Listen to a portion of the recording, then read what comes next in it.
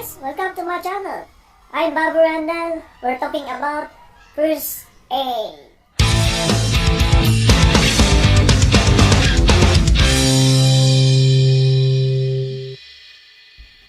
First aid. Ano ba ang first aid? Karamihan, pag tinatanong mo kung ano ang first aid, ang laging sagot, first aid is paunang lunas. Paano masabi? Paano masabi? First aid. Minsan din hindi natin napapansin yung ginagawa natin pala is considered palang first aid. Paano masabi?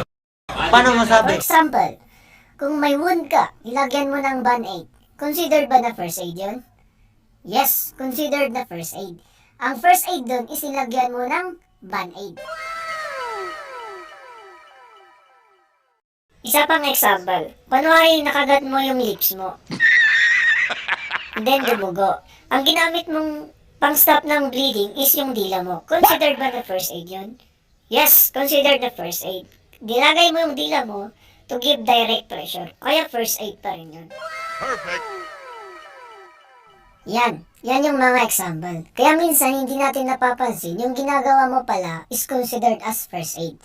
Kaya ano ba ang first aid? Ano ba ang division ng first aid? Sabi ng National Healthcare Provider Solutions, first aid refers to emergency or immediate care you should provide when a person is injured or ill until full medical treatment is available. Which means kahit anong illness or injury, serious man or minor yan, kung tinulungan mo agad yung patient or nag-apply ka ng any care, considered as first aid na yun. Matatapos lang ang first aid pag okay na yung patient or dumating na yung ambulance na tinawagan mo. Consider din na tinatawag ang first aid pag tinulungan mo ang sarili mo or ginamot mo ang sarili mo. Yan yung sinasabi nating self-help. Yan lang ang short explanation ng first aid. So, thank you so much for listening and viewing my videos. See you in my next episode. But before I end this video, I would like to share some Bible verses which is found in 1 Timothy chapter 6 verse 10.